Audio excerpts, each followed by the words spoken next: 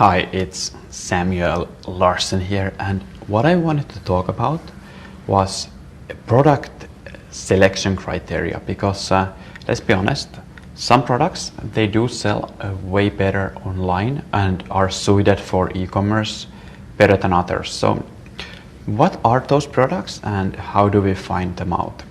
Okay, so to really begin with your e-commerce store, you should specify into a certain niche. And I'm saying this because you really cannot out Amazon. You're never going to be as good as of a general store as these big retailers can be, because you just don't have the negotiating power on general items as they do. So specify down to a generic, some kind of a niche, and product does matter. So ideally you would have a situation where your store has high conversions with no returns and very minimal customer service. Those three things really equal success in e-commerce. So you want to go for a product that is non-branded. And what I mean by this is you don't want to, for example, sell electronics, because you're never going to get that great deal on those products, and you're always going to have to sell them on a higher price than customers, other retailers, I mean.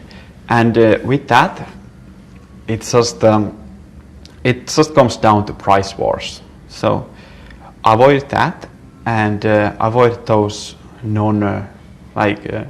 those high branded products that the customers have a so-called like go-to brand that they like to buy. So we want to sell products that the customers are happy to buy from pretty much any manufacturer, where they don't have this instilled idea in their heads that I want this certain brand.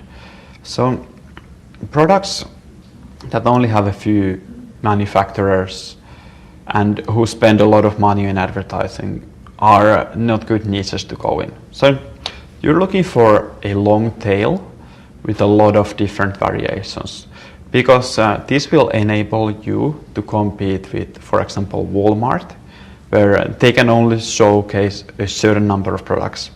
But if a customer is not happy with that selection, he can go to the internet and find an infinite amount of different variations basically, and that is your opportunity. So if you can go to Walmart and always find what you are searching for, we don't want to sell that product.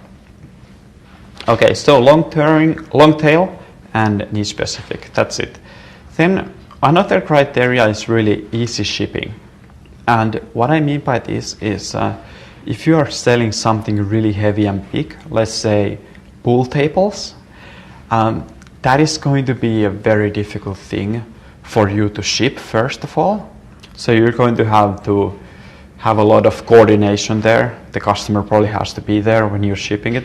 You cannot just leave it to their front yard and like say goodbye. So what you're really looking for is something small and something light, because this not only helps you in the shipping section, it also helps you in logistics. So let's say you're selling sunglasses, for example. This is an item that is very small, very light, meaning the shipping costs will be low, meaning that won't be an issue for your clients or you, and won't be a big objection. But also, this will be logistically a very good product, because you can store a lot of them and they won't take that much space. So your logistics, your warehouse costs will be very low. Okay. Then a third criteria is you want to sell products that are non-personable. And the reason behind this is that if a product is very personable, if it, for example,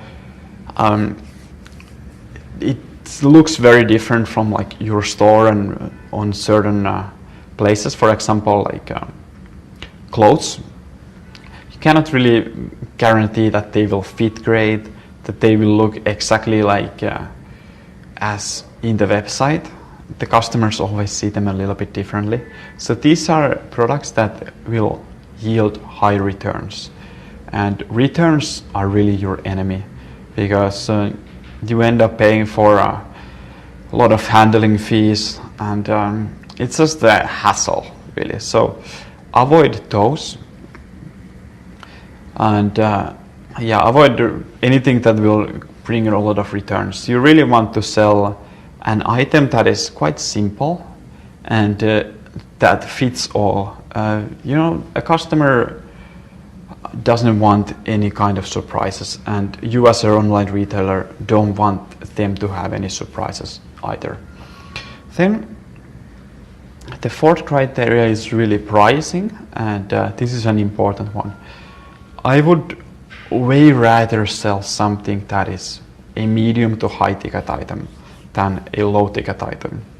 And it comes down to really simplicity, because it's not that much harder to sell a high ticket item than it is to sell low ticket item. You still need to make your store, you need to have your shipping in place, taxes, everything.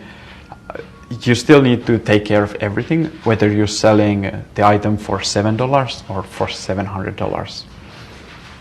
And really talking to an e-commerce business owners, they all say that the smaller ones are not really worth it for them to sell either. So you're really looking to hit that average profit of at least $20 per sale, preferably more, because you still need to do sourcing, shipping, handling, all kinds of administrative work. So don't overlook that. All right. Next one, we really want to have a target customer that is specific. And this comes down to the first thing that we said, also choosing a niche. But we want to have a target specific customer, because it will be way easier to target these people. And the easier it is to find these people and the easier to advertise, the better.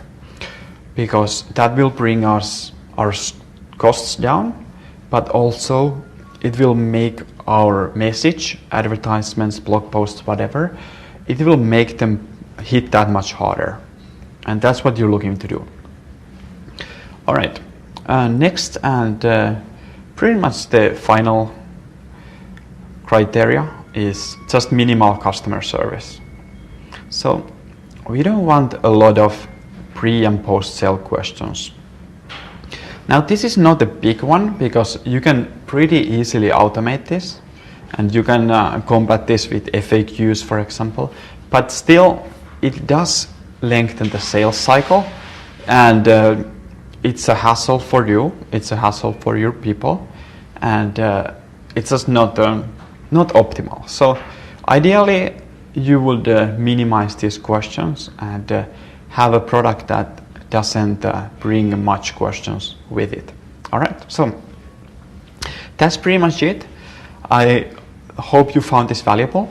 Now, the goal with all of this is to eventually start a lot of related stores, have upsells, cross-sells, and dominate a certain target audience rather than a target product. So you're really looking to connect with an audience and then sell to that audience, because they have already bought from you once. It will be a lot easier to sell to them again. So really I want to finish off with just saying that if you stay within these kind of specific selection criteria, it will be a lot more difficult for you to make mistakes. And this is why product selection and really doing the research in the beginning is super important. And it will be harder to make a store that is not profitable if you just follow these steps. So that's it. Good luck with all of this, and hopefully your store will be super profitable. You will eventually be able to start a lot of related stores, upsell, cross-sell like a maniac, and hopefully you found this video helpful. So make sure to like and subscribe. If you have any questions, you can comment. I personally respond to all of them. So thank you, and I'll see you on the next one.